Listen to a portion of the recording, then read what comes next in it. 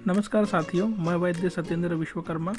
इस वीडियो में राष्ट्रीय आयुर्वेद गुरु गुरुवार आदरणीय वैद्य प्रवीण जोशी सर द्वारा वैद्यों के जिज्ञासा रूपी प्रश्नों का उत्तर के रूप में मार्गदर्शन दिया गया है।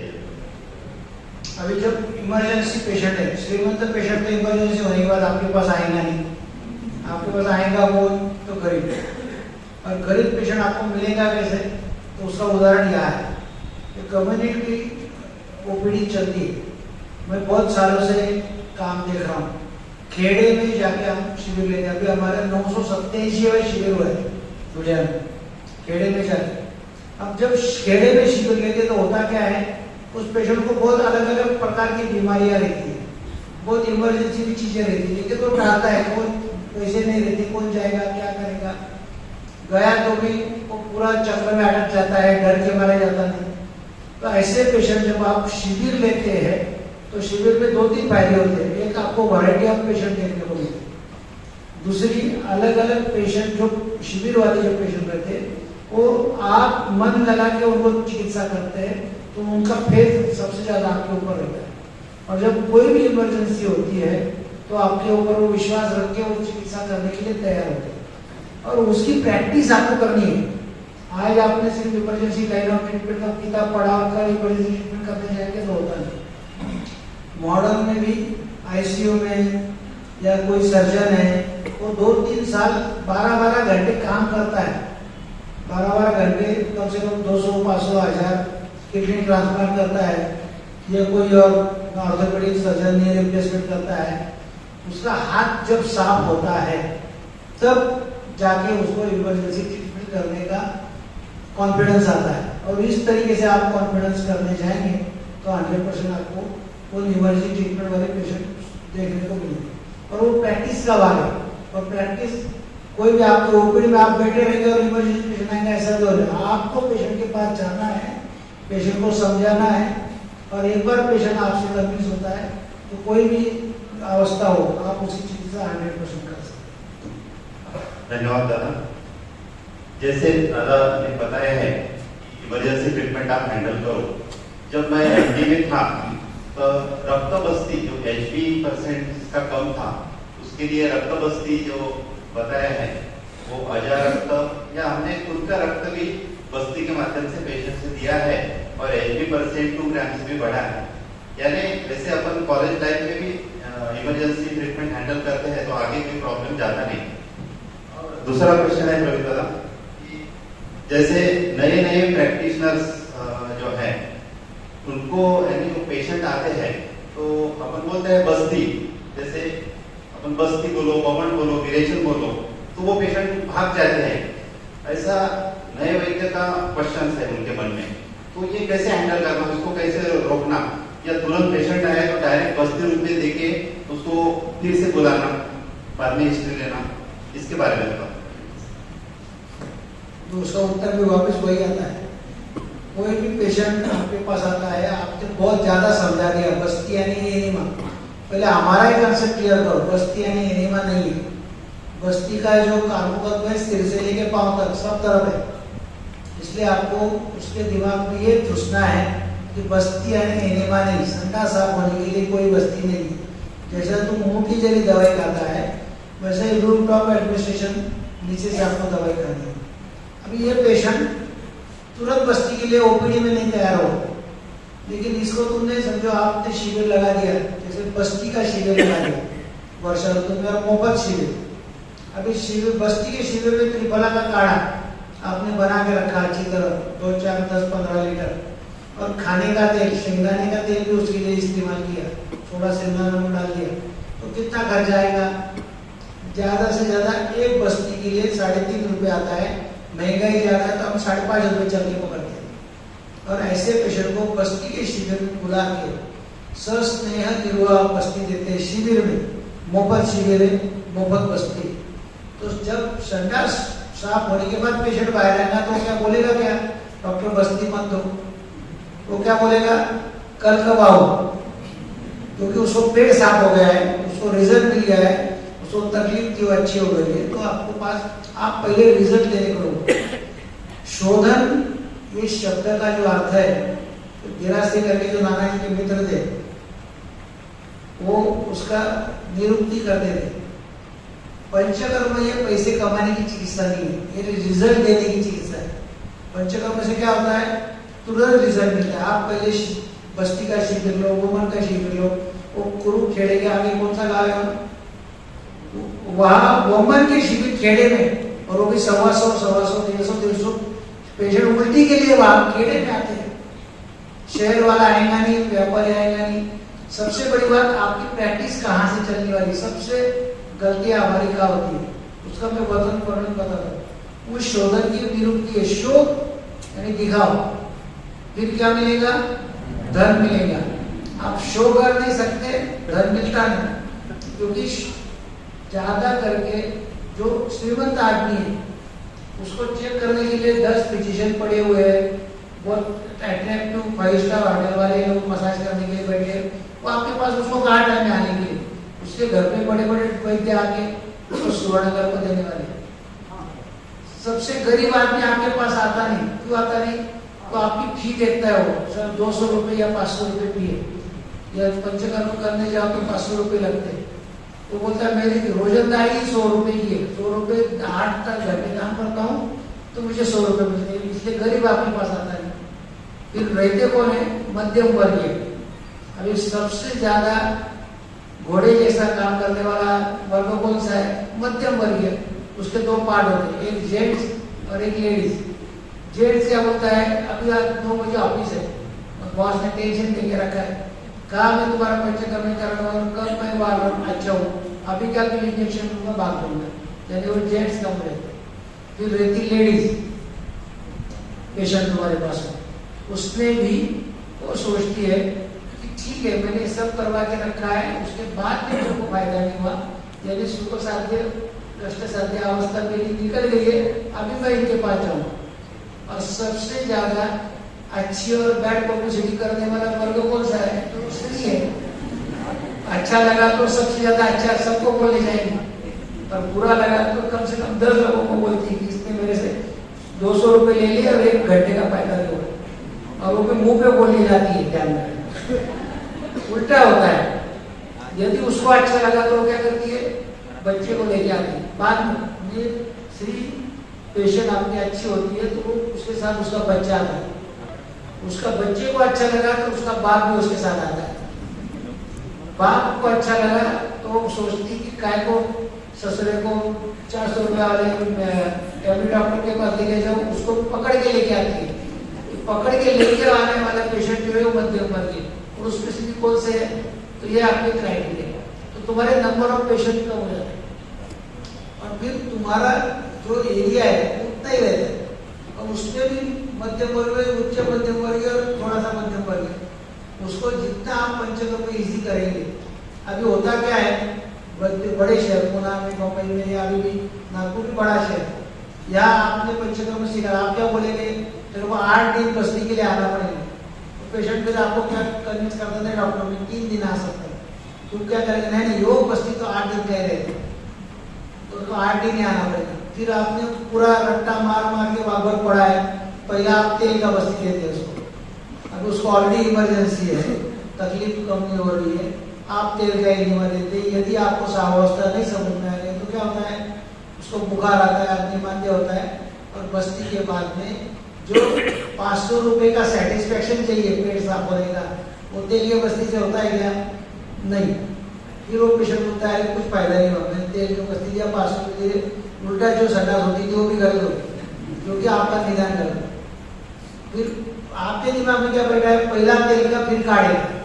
हम क्या कहते हैं, आज पहले सामावस्था है ना, तो योग भी सब दिमाग से निकाला, वो तो उसने मास्टर फॉर्मूला कार्ड बना के दिया है, ऐसा ऐसा बस्ती देते हैं, आप पहला सस्ते में लो बस्ती, तो दूसरे दिन बुलाओ, उसको पूछो अच्छा लग रहा है, लेकिन आमावस्था आम के कुछ लक्षण है, दूसरा भी सस्ते निरोध, तीसरा भी सस्ते निरोध, तो 3 दिन को उसको 75% अच्छा लगता है, तो तीसरे दिन उसकी मानसिकता आ रही, 3 दिन में मुझे इतना फायदा है, तो बॉस गया खड्डे में, आगे के 5 दिन बस्ती में करूंगा, और फिर वो आगे का पूरा पंचकर्म तुम्हारा करता है। 3 दिन में आपका रिजल्ट मिलता है। तो इसलिए आप गप्पे मार के उसको कितना भी तोड़ने कन्विंस करके कोई पेशेंट कन्विंस होने वाला नहीं।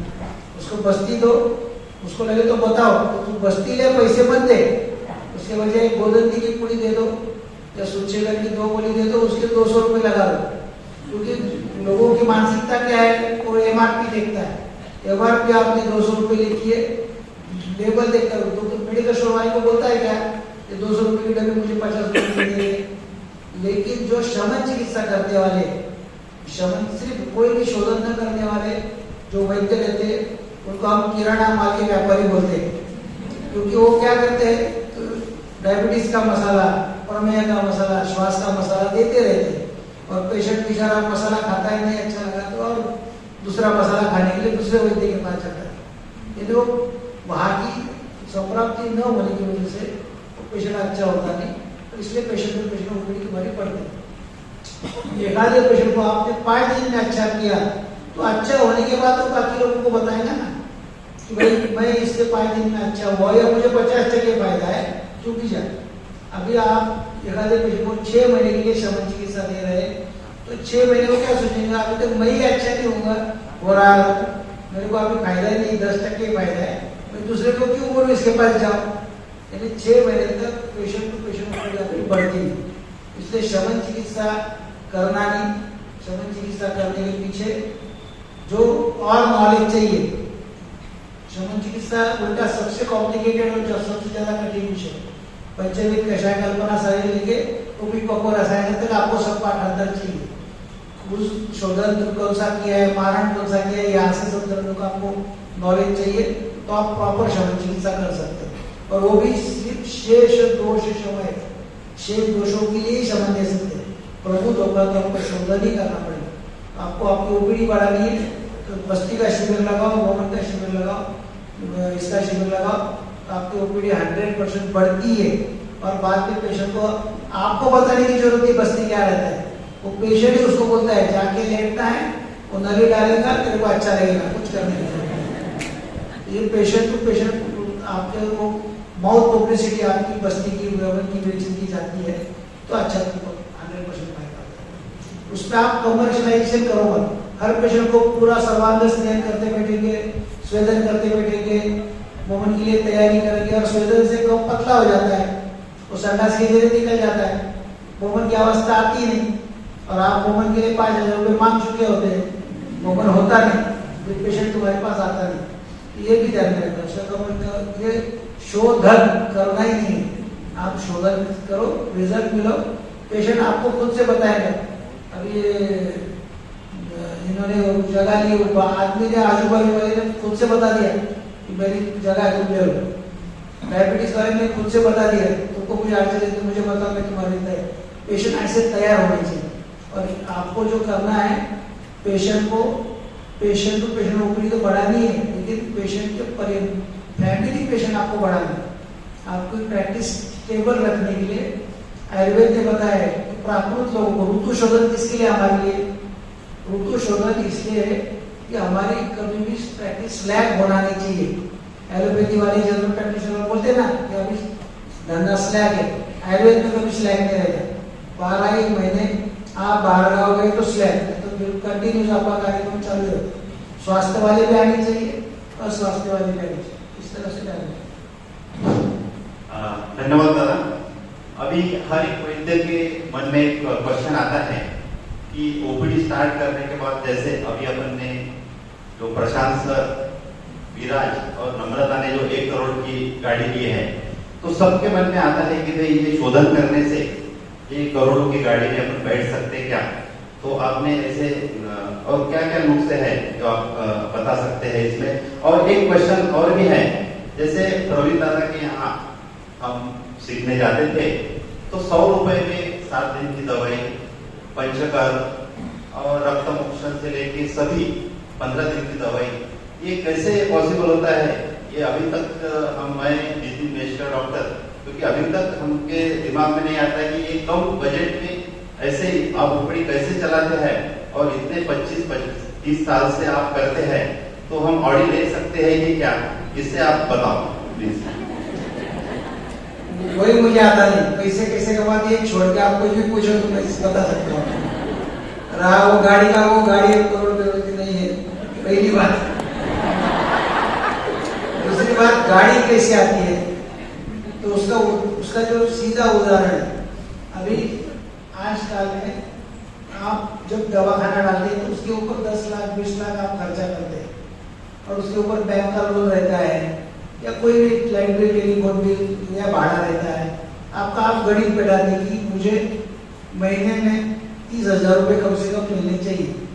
फिर 30,000 रुपये मिलने के आप क्या करते हैं, पेशेंट आया कि आप क्या करते हैं, उसको काटने का कार्यक्रम शुरू करते हैं। 30,000 चाहिए तो फिर 30,000 की इसकी 1,000 रुपये की दवाई दो, फिर ऐसे 30 पेशेंट आते हैं, लेकिन वो 1,000 रुपये की दवाई की उसको अनुपशय मिला तो पेशेंट भाग जाता है। इसलिए उसका उदाहरण हम देते हैं, कोंबड़ी खाना नहीं, आया पेशेंट की उसको खा जाओ, तो फिर अंडा कहाँ से मिलेगा तुम्हें? रोज अंडा खाइए, रोज थोड़ा थोड़ा थोड़ा थोड़ा पैसे आपको मिलेंगे वैसा खाइए, और फिर जिस दिन कोंबड़ी अंडा देंगे नहीं उस दिन कोंबड़ी खाइए। इससे ही आपकी प्रैक्टिस बढ़ने वाली है। इसका उदाहरण अभी मैं क्या करता हूँ मैं बताता हूँ, लेकिन वो आपको जमेगा इसकी कोई गैर नहीं। मैं जैसा करता हूँ वैसे करने की आप कोशिश कर सकते हैं, लेकिन उसके पीछे बहुत ज्यादा कष्ट है, आपको 12 घंटे 14 घंटे काम करना पड़ता है। अभी दवाई बनाने के लिए वो जो लिंकअप है, अभी मैं क्या करता हूँ, तो मैं देखता हूँ इसके घर के आजू बाजू में पारिजात के पत्ते, हम उसको मीठा बोलते हैं, तू दवा खाने में आ जाए, तेरे को बस्ती फोकट दे देंगे, लेकिन मुझे पारिजात के पत्ते दे दे। जिसके पास सागर कोटी, उसको बोलते हैं 1 साल तक हमारे पास आ जा, कभी भी बीमारी हुई तो हम तेरे को चिकित्सा मुफ्त देंगे, उसके वजह तू सागर कोटी जमा करके उनको ना देना। एक आदमी अभी आवड़े वाला है, चवनप्राज बना रहे चांदा करके मेरा दोस्त है, वो हमारे लिए 5 आवड़े के झाड़ निकाल के रखता है, गाँव के आवड़े। वो बोलता है आवड़े लेके जाओ, चवनप्राज बनाओ, मुझे चवनप्राज दे दो, आवड़ा तुमको मुफ्त। इस तरीके से वनस्पतियां मुफ्त लेके, या जो भी दवाई हमारे पास वनस्पति हमारे एरिया में जो वनस्पति हमको मिलती है उसके कल्प कैसे बनाने हैं, फिर उसके ऊपर पढ़ाई करते हैं, उसका रसायन का गुणधर्म हम देखते हैं, और उस हिसाब से पढ़ के उसकी प्रैक्टिस करने की कोशिश करते हैं। अब ये दवाई क्या होती है, उसकी वजह से ये हमको हमारे खुद से बनाई हुई दवाई एकदम सस्ते में मिलती है। अभी वासा है, उसका उदाहरण देता हूँ, अडूसा और मौक्तिक भस्म, दोनों भी क्या है, पित्त शामक है। सिर्फ इस्तेमाल कहाँ करना है ये आपको आना चाहिए। आपको मौक्तिक भस्म देना है तो आपको एक पुड़ी के कितने रुपए लगेंगे, आपने बैंक मार्केट से लाया होगा तो एक पुड़ी के आपको 10 रुपए शायद लग सकते हैं। मौक्तिक प्योर मौक्तिक भस्म अच्छी तरह गुलाब जल में या इसमें उसकी भावना नहीं होगी। और वही आपको वासा है, सिर्फ आपको क्या करना है, अच्छी तरह पढ़ाई करना है। यदि पित्त के गुण आपको मालूम है, पित्तम स्वस्थ तीक्ष्ण उष्ण लघु विसर्ग सर्वत्र हो, पित्त के द्रव गुण बढ़ने से बुल्ली आती होता है, डकार आती है, और फिर तकलीफ होती है, निदंताय देना जैसा लगता है। उसको मौक्तिक वस्तु देने से जितना फायदा नहीं होता, उससे 4 गुना ज्यादा आपको वासा देने से फायदा है।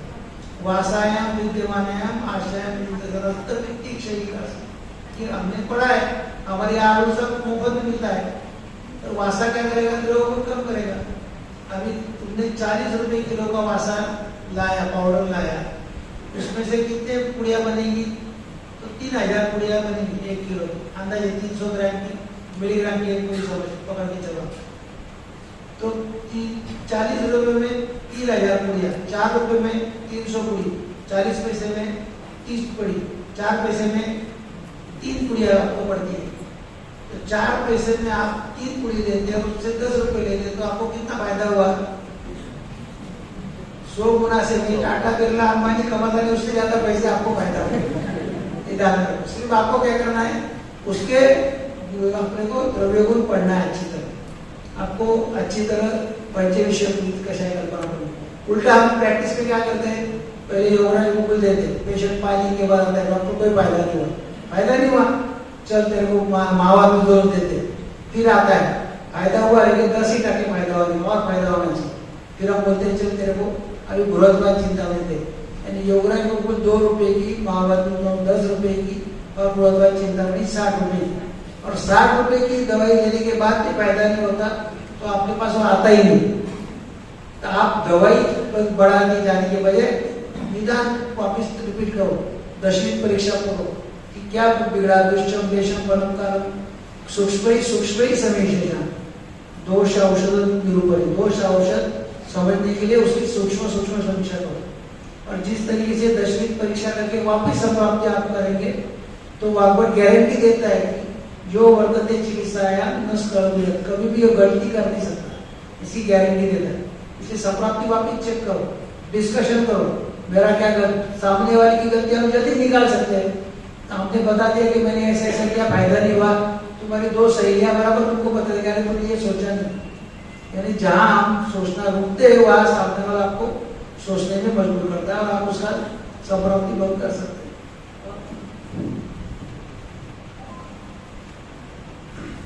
गुरुवर्य नाना जी का जो एक श्लोक है, प्रसिद्ध श्लोक, ये श्लोक बोले तो एक slogan, Ayurveda minus Panchakarma is equal to 0, big 0। और अभी ऐसा यानी हम सर के जो नए वैद्य हैं, जो अपकमिंग नवीन वैद्य हैं, उनके प्रश्न में मन में बहुत प्रश्न रहता है कि अग्निकर्म चिकित्सा कोई महत्व की है, शमन चिकित्सा में रसौषधि कोई महत्व की है, और शमन शोधन करना ही नहीं चाहिए। ऐसे बहुत परंपरा जो है हमारे वैद्यों के मन में अभी फिलहाल डेवलप हो रहे हैं, वो उसके बारे में थोड़ा सा यानी तो मल्टीपल एंगल से विचार कैसे करें, या Ayurveda minus Panchakarma is equal to big 0, ये इस पे अपन स्टिकअप रहे, इसके बारे में कृपया हमको जानना है। अभी जो नई चीज मुझे ना सब आपको कुछ सीखना ही। अभी जितने अग्निकर्म का उदाहरण दिया, मैंने अग्निकर्म कैसा सीखा था मैं बताता हूँ।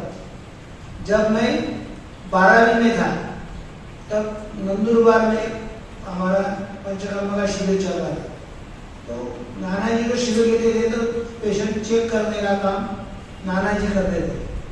हीरा से करके जो वैद्य थे वो रक्तमोक्षण का काम करते थे। एक भगवान भाई पटेल करते थे, वो बस्ती का काम देखते थे। कोई भी पेशेंट आए तो बस्ती वहां हो खड़े रहे, काड़ा बेड़ा बना के। बस्ती का भी हम कैसा करते थे, खड्डा खड़ते थे, उससे आजू बाजू में गोटपाट लगा के बस्ती दिया कि जाके वहां खड्डे में बैठना है, शिविर हो गया कि मट्टी डाल की बाग इस तरीके से काम चलता था। तो इसमें पंचवही करके एक वैद्य थे, वो अग्निकर्म बाकी कुछ चीजें होगी तो भी करते थे। उस कारण वो चले गए गांव में, नंदुरबार उनके कोई रिलेटिव थे। तो एक पेशेंट को घुटने को अग्निकर्म करना था। सीखना कैसे, उसका एक उदाहरण इसे मैं देता हूँ। तो मेरा काम क्या था वहाँ, तो मेरा एक दोस्त वहाँ था वसावे करके, उसके लिए मैं गया था। तो मेरा काम क्या था, तो बोलिए अब नाम के देना, 40 गोली 30 गोली 20 गोली दो, नाम लिखो भागो। तो गिरा सिंह ने मुझे बुलाया इधर आ। तो रक्तमोक्षण कर रहे थे उस पेशेंट का। तो रक्तमोक्षण करने के बाद नीडल निकालो, चिकट पट्टी डालो। जब तक उन्होंने कहा कि क्या उस जमाने में स्टो था, स्टो के ऊपर शलाका रखी थी और एक शलाका नीचे खानी पड़ी। तो उन्होंने मुझे कहा कि इसको कहाँ का दर्द है उसके ऊपर पॉइंट करो। मैंने वो पॉइंट किया कहाँ का दर्द है। उसके बाद उन्होंने वहाँ ठंडी शलाका जो नीचे पड़ी ना, उसके टच करके दिखा कैसे। वो ऐसे 2 फुट पे मेरे सामने बैठे थे, मैंने उनको टच करके दिखाई, क्या याद आ रहा। पेशेंट भी हाथ मुट्ठी लगा, हाँ बराबर यही दर्द है। अभी उन्होंने इधर आ कान बोला, अभी तूने जहाँ शलाका रखी ना, वो स्टोव की शलाका उठा के 2 सेकंड में फटफट रख दे देगी और भाग जाने का। मैंने वो शलाका गैस स्टोव के ऊपर के उठाई, विदिन ए सेकंड फटफट रखी, स्टोव पे रख दी और मैं भाग गया। वो चिल्लाने लगा जोर से, अरे ये क्या कर दिया हमने, चल रहा है। तो गिरा सिंह ने उनको इधर आ, उनके साथ 5 में ग्रुप था, वो घी लगा दिया और उसको बोला तू चल के दिखा पहले मुझे, बाद में गड़बड़ करना। तो चलने लगा, उसको ध्यान में आया, अरे मैं लगड़ा चलता था और अभी मैं चल रहा हूँ, ये मेरा पहला अग्निकर्म का पेशेंट है। कर सकते, कोई भी आपको करने नहीं देंगे। वैसे उदाहरण ये जो मैंने वहां सीखा था 12वीं में, उसका फायदा मुझे कब हुआ, जब एमडी होने के बाद साइंस में आयुर्वेद कॉलेज है, साइंस आयुर्वेद कॉलेज बहुत बड़ा आयुर्वेद कॉलेज है। तो वहां उन्होंने मुझे लेक्चर देने के लिए बुलाया था। तब एक पेशेंट एडमिट था 15 दिन से, और वो छुट्टी मांग रहा था। और हमारा शिविर होने की वजह से वो मोरे सर जो थे वो छुट्टी देने को तैयार नहीं थे। वो बोलते थे 4 बजे दूंगा छुट्टी, तो कुछ चुप रहो, 4 बजे दूंगा, चुप बैठ। हमने उनको पूछा कि उसका काम कहीं निपटा तो अपन हमारा रक्त मोक्षण, ये जो आज राजगुरु था मेरे सामने वो भी मेरे साथ था, तो हमारा रक्त मोक्षण चल रहा था, अग्नि कर्म चल रहा था और वो पेशेंट देख रहा था, सब गम्मत था। वो पीछे लगा था क्योंकि उसने दूसरे हॉस्पिटल में अपॉइंटमेंट लेके रखी थी घुटने के लिए और उसको जाना था, लड़की के घर जाना था, वहां से दूसरे दिन वो हॉस्पिटल में जाना था। तो अब वो मोरे सर बोले कि अब ये नए डॉक्टर आए बाहर गाँव से, अब इसको इनको दिखा दो, कुछ वो बोलते कि देखो, तो बोले कि नहीं 10 दिन से एडमिट करके भी मुझे स्नेह चलन से फायदा नहीं हो रहा। अभी उन्होंने क्या किया, तो संधिगत वात की चिकित्सा दिमाग में कैसे स्लो होगा, संधि करते स्थिरा स्थायु संधि करते प्राप्त स्नेह दाह और पुनः। उन्होंने क्या करके रखा था, स्नेह मालिश करके रखी थी 7 दिन। मेरा काम क्या बचा था, दाह। मैंने उस पेशेंट को लेटाया, घुटना नीचे से ऊपर से हाथ लगा के चेक किया कि जैसे कुछ मुझे बहुत घुटने में आत्मन होता है ऐसा, और संगा किया। वापिस ठंडी शलाका रखी, कुछ हुआ बोले कुछ नहीं हुआ। फिर मैंने बोला सो जा, तो बेचारा सो गया। उसको लगा कि शलाका लगाने से कुछ नहीं हो रहा है, वो सो गया। तो वैसे हमने फटफट अग्निकर्म शुरू करवा दिया। अग्निकर्म करवा देने के बाद उसको वही तुरंत उठ के बैठा, चटका बैठ गया, वही टेबल के ऊपर पाव जाने पर दर्द हो रहा है क्या तेरे को, तो बोला नहीं हो रहा है। फिर क्या कुछ जाने की कोशिश कर रहा है, 2-4 दिन और रुक जा, बोले हम करेंगे तेरे। तो बोले नहीं मुझे अभी अच्छा लग रहा है। फिर उसको अभी अग्निकर्म किया, तब तक हम बाकी के पेशेंट को चेक करते थे, तब तक वो गायब हो गया। अभी वो मोरे सर को विदाउट ये साइन किए हुए पेशेंट भाग गया, तो आईपीडी का पेशेंट है तो हालत खराब हो जाएगी। इसलिए 1-1:30 बज गया था, हमने सब काम निपटा है। तो वापिस पट्टा आया थैली लेके, आते बराबर उसने एक पेड़े का बॉक्स लिया, मेरे हाथ में दिया एक पेड़ा। तो बोले क्या, तो बोले ये ऑपरेशन करने जा रहा था। बोले तुमने अग्निकर्म करवा दिया। अभी पैदल सामने गया, तो सायन का बहुत बड़ा सर्कल है, यानी वहां से चारों दिशा से गाड़ी आती है, वहां से गया, पेड़े लिए, वहां से वापिस आया। तो भी मेरा घुटना दुख रहा, इसका मेरा घुटना अच्छा हो गया, तेरे को कितने पैसे दूं, मतलब मुझे मत देना, ये कॉलेज वालों को दे, उनकी जरूरत है, उनको तो आज बात दूंगा नहीं बोलेगा। तो ऐसी है अवस्था आपको आनी चाहिए। तो अपनी कर्म आपको टेक्निकली आना चाहिए, रक्त मोक्षण टेक्निकली आना चाहिए। एंगल करके निडल कैसी डालनी है, वो प्रैक्टिस करते जाएंगे तो आपको आएगी। उसके लिए आप शिविर लगाओ, प्रैक्टिस करो, और उसके बाद फिर उसका कार्य करो। वैसे विधन में मर्म है, वेद है, लेकिन ये करते वक्त अंधे श्रद्धा नहीं करनी। अभी हमारा उदय आया कल है, उसको परसों, और बोलता है कि सबका अग्निकर्म कर तो बाकी कुछ नहीं करना, ऐसा नहीं चलेगा। रक्त प्रदोषित विकार है और आप अग्निकर्म कर रहे हैं, आपका मशन निकल जाएगा, लेकिन उनको स्थानीय चिकित्सा हुई क्या, आपको रक्त शुद्धि की भी चिकित्सा करनी पड़ेगी, रक्त शुद्ध करना पड़ेगा, तो ही आपको रिजल्ट मिलेगा। मर्म है, मैं सिर्फ मर्म दबाऊंगा और बाकी कुछ नहीं करूंगा, उनको सब तक पैसे बिगड़ा हुआ है, तो कितना भी मर्म दबाओ, गला भी दबा दिया तो भी अच्छा होने वाला है, क्योंकि पकवा इसलिए खराब है उनको सारी। इसलिए बेसिक कंसेप्ट बिना छोड़े जो जहाँ मिलता, कोई बंद बांधता है, कोई मर्म बांधता है, कोई पॉइंट दबाता है, कोई अग्निकर्म करता है, कोई वेदन करता है, कोई कुछ करता है, अलग अलग वैद्य अलग अलग तरीके से करते हैं। सबका सीखना है, उसमें से हमको क्या चाहिए, हमारे एरिया में क्या चलेगा, उतना आपको करना है, उस हिसाब से हम काम करेंगे तो तकलीफ नहीं। धन्यवाद। एक दो क्वेश्चन और है कि जैसे अभी कॉलेज में जो है आयुर्वेद में पढ़ाया भी जाता है, मगर जो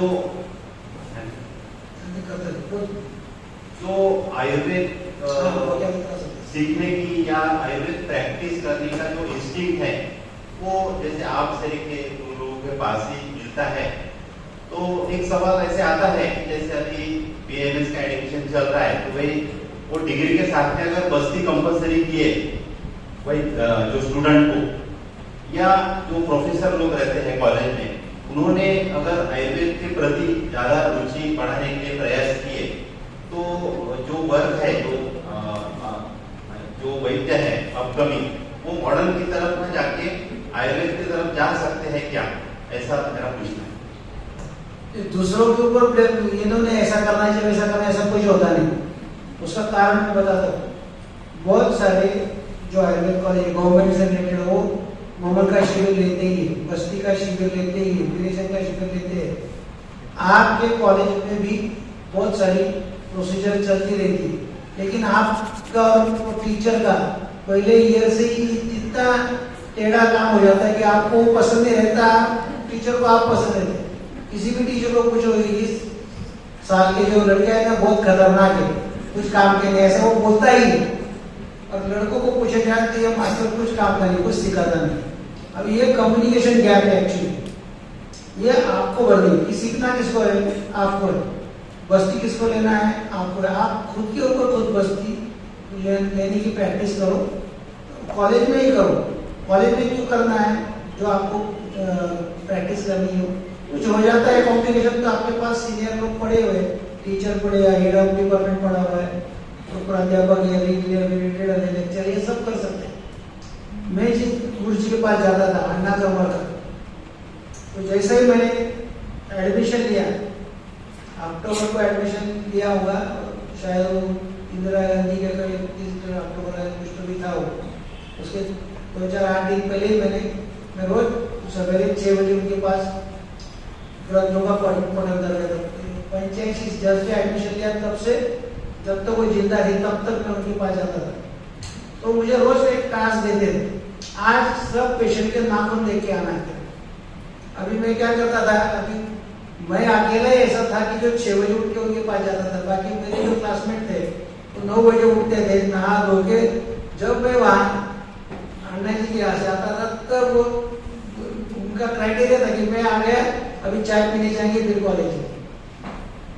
कॉलेज में कुछ काम करते नहीं तो नहीं दौड़ते, फिर उनके भरोसे। लेकिन मैं क्या करता था, फटाफट 40 पेशेंट एडमिट है, नाखून देख लेता था। अभी जब फास्ट देखा तो क्या हुआ था, 4 बजे उनके पास देखिए पूछा था क्या देखा, एक का नाखून टेढ़ा था, एक का सीधा था, एक का गोल था, एक का ऐसा था।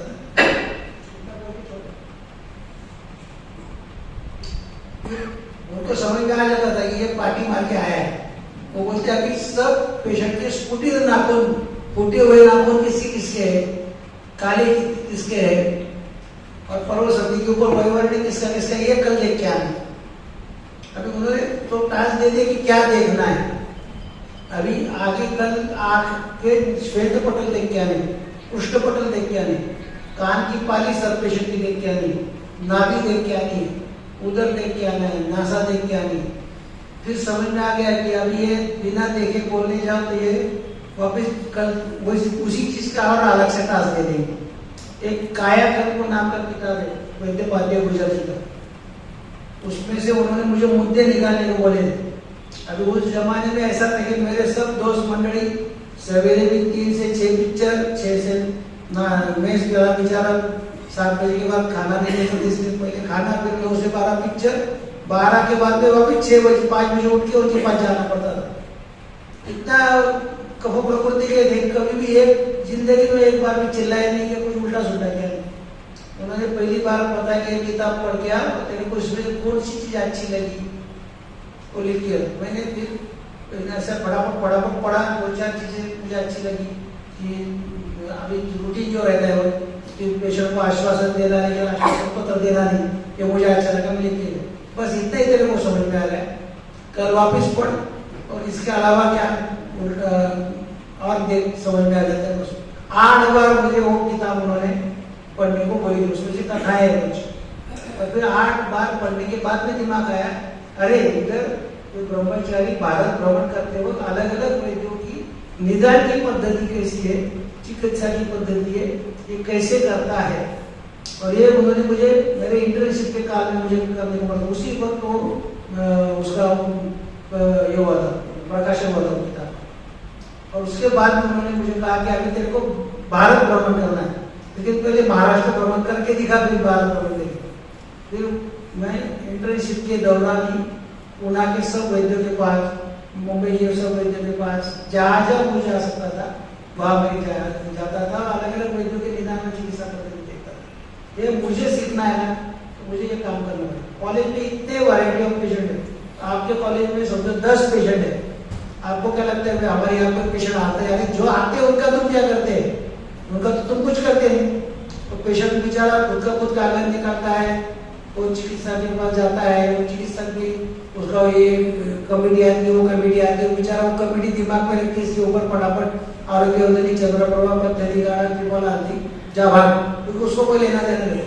उसी पेशेंट से आप मीठा बोलेंगे, बोलते हैं उसकी प्रकृति कौन सी होगी, उसमें कौन सा धातु सार है, उनसे कौन से स्रोत बिगड़े हुए हैं, उनसे कौन सी कला बिगड़ी हुई है, आप उससे गप्पे मारते मारते रोज पढ़ते जाएंगे, उसको भी लगेगा अरे साला वो जो एचओडी है वो कुछ काम करे, उसको कुछ आता नहीं।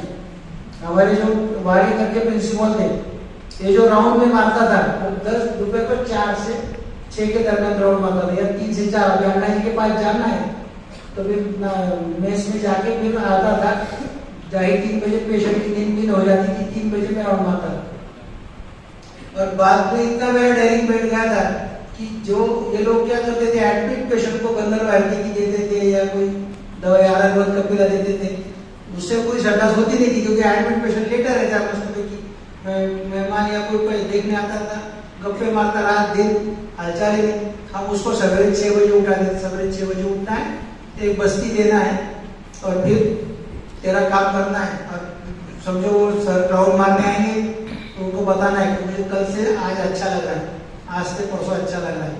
और उनको क्या लगता था, मेरी आरोग्य योजना गंदर वायरती किसी इनको अच्छा लग रहा है, तो उस हिसाब से तो सर को देखा उन्होंने, तारीख बहुत अच्छा लग रहा है। 2 दिन में गए तो उन्होंने वो कहा, वो जो डॉक्टर आते हैं रोज दोपहर को राउंड मारने के लिए, वो 2 दिन से आ रहे हैं, उनको कोई तकलीफ हो रही क्या बोले। तो फिर उन्होंने ढूंढा कि कौन सा डॉक्टर दोपहर को इसका राउंड मारने आता है। दवाई देने का तरीका सेकंड ईयर में था, तो फिर आपको सेकंड ईयर में रसायनशास्त्र रहता है, फिर सब कुछ सामने रखती है कि कौन सी योगराज है, कौन सी रास्ते आप बता सकते हैं क्या, कौन सी सियानाल है, सब काले काले दिखते हैं।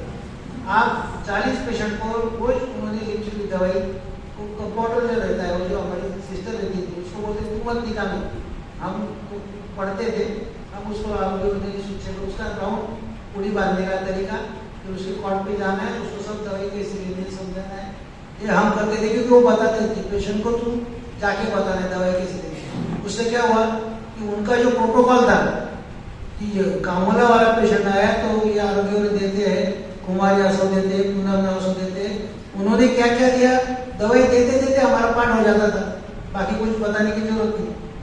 और फिर कॉन्फिडेंटली अभी आज ही प्रभाकर पवार सर आए थे, तो उन्होंने वो का कॉमन हर मास्टर का एक प्रश्न रहता है ना, 1 किलो आरोग्य बनाने के लिए तो कितनी द्रव्य लेंगे, ऐसा उनका कॉमन प्रश्न। आज भी उनको पूछेंगे तो वही प्रश्न आपको पूछे, एग्जाम में मुझे पूछा था, सब ने उनको 1 किलो में वो सब ग्राम मिलीग्राम करके दिया था। और फिर जब मैं गया तो मैंने उनको साफ बता दिया, मैं 1 किलो आरोग्य बनाऊंगा ही नहीं। क्यों नहीं बनाऊंगा, तो ये भाग है, इसका ये भाग है, क्योंकि इतने भाग है, इस भाग दिमाग के रखे। मैं आयुर्वेद का वैद्यों की इस भाग से ही इतनी आरोग्य होने इतनी बनाऊंगा नहीं, तुम्हें बनाऊंगा नहीं। तो उस दिन से आज तक उनको याद है, आज वो मेरे को नमस्कार कर रहे थे, ऐसे आदत, क्योंकि आपको इतना कॉन्फिडेंस चाहिए तो फिर वो काम होगा। तो इस तरीके से आपने आरोग्य को हाथ ही लगा ली, पहले फाइनल ईयर में जाके आप देखेंगे तो फिर उसका अच्छा बुरा रिजल्ट के ऊपर असर कैसे समझेंगे। लघु शिक्षक लाल दिखती के काली दिखती है, मालूम नहीं, फिर कैसे चलेगा। तो ये चीजें आपको करनी है, ये कोई भी टीचर करेगा नहीं। और मुझे तो क्या, अभी भी मैंने वो मुझे जो बोले लेक्चर लेना बंद कर दो कॉलेज वालों को, लड़के घर से पढ़ के आएंगे, पढ़ते हो कुछ उनको ये अड़चन नहीं तो सिर्फ प्रश्न पूछोगे, इतना ही लेक्चर लेना, इससे ज्यादा लेक्चर लेना नहीं। तो 12 घंटे उनको हॉस्पिटल में बिठाओ, तो ही आगे जाके उनका कुछ भला होगा। उन्होंने सिर्फ मान ही रहे, कुछ करेंगे तो नहीं, लेकिन परिस्थिति ऐसी है। लास्ट प्रश्न, जैसे हमारे कॉलेज में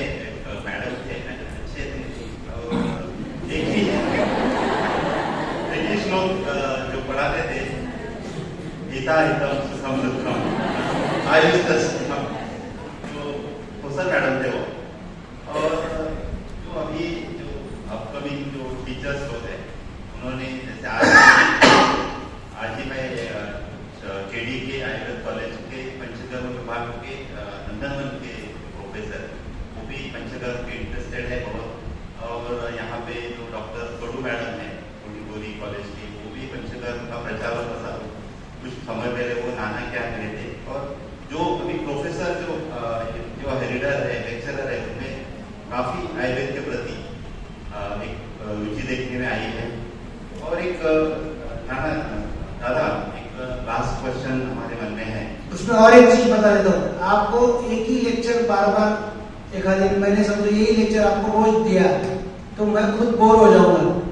ये जो टीचर लोगों को जो सिलेबस ये लोग देते हैं तो बेचारे वो वही एनाटॉमी सिखा के और क्या हालत करेंगे। लेकिन उसी टीचर को आपने लेक्चर के अलावा कोई दूसरा सब्जेक्ट देके भाषण करने को बोला तो उसके जो कंसेप्ट रहते हैं, उनका जो पढ़ाई रहती है, उसमें वो अलग अलग तरीके से उसको आपको आपके सामने प्रेजेंट कर सकते हैं। लेकिन आपने वो चीज पढ़ी नहीं रहती, आपने वही पढ़ा रहता है। आप लेक्चर टीचर भी बोलते अरे रोज क्या करूँ, रोज कीन है, धातु साफ है, मल कीन है, रोज रोज पढ़ाएंगे। और ये पढ़ाने की क्या जरूरत है, आप पढ़ सकते हैं। आपको उसमें दोष तीन में कौन से दोष में अड़चन है, आप उतना पढ़ाओ तो ना उनकी टीका भी का सब एमडी होता है, पीएचडी होते हैं, तो उल्टा उसके जो ज्यादा नॉलेजेबल प्रक्रिया है वो आपको मिलती ही नहीं।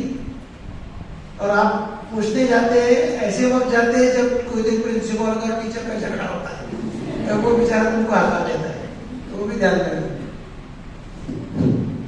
लास्ट क्वेश्चन यहाँ पे एक आनंद की बात है कि हमारी चिन्मयी जोशी जो कि एमडी कर रही है वो भी आई है, प्रवीण दादा की लड़की है।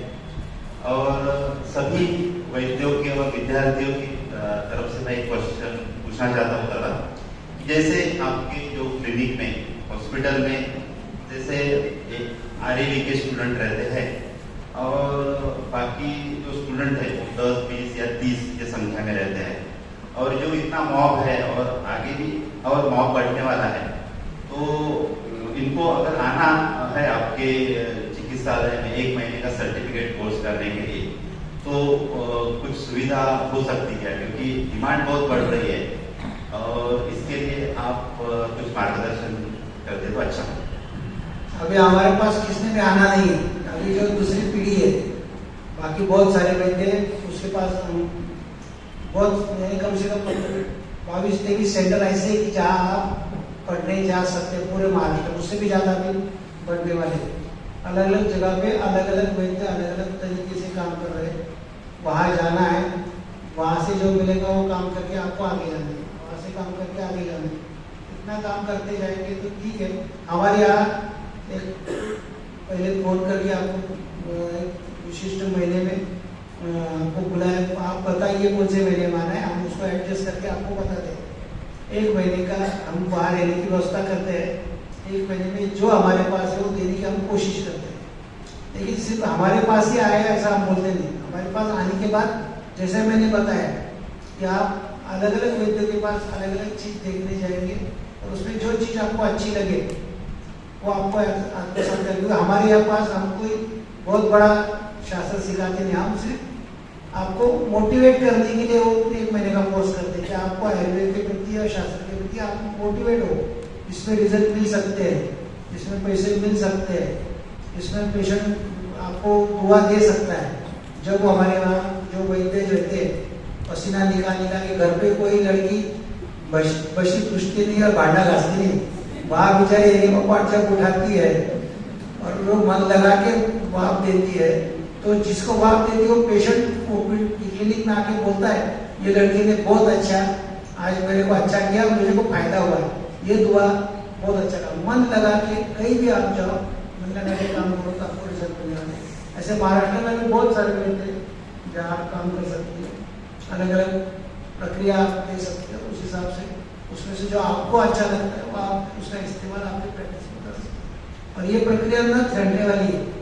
अभी भी मैं जहाँ जाता हूँ, अभी मैं यहाँ जिसके पास जा रहा हूँ अग्नि का वाला तिवारी करके उसके दवा करने गया था। उसने जो प्रेजेंटेशन था उसके दवा करने का बहुत बढ़िया उसने किया था, उससे हमको सीखने को मिली। उसको कुछ 2 चीजें हमने बताई, उसने 4 चीजें हमको बताई, यानी ये सीखने की प्रक्रिया बंद नहीं रहती, ये कंटिन्यू चालू रहती। इस तरीके से काम किया तो जम जाता। बोलो। धन्यवाद प्रवीण दादा, आपने इतना अच्छा मार्गदर्शन किया। और जैसे पुराने जमाने में तद्वितीय संभाषा होती थी, जैसे एक पर्वत के नीचे सब एक जगह बैठते थे, जैसे आज ऐसा आभास हुआ है कि हमारे गुरुवर्य बैठे हैं और हम उनका जो ज्ञान ग्रहण करने जा रहे हैं और 2-2.5 घंटे से कंटिन्यू ये सेशन चल रहा है। आप सभी का धन्यवाद। मेरे YouTube चैनल को सब्सक्राइब करें और इस वीडियो को ज़्यादा से ज़्यादा वैद्यों तक शेयर करें।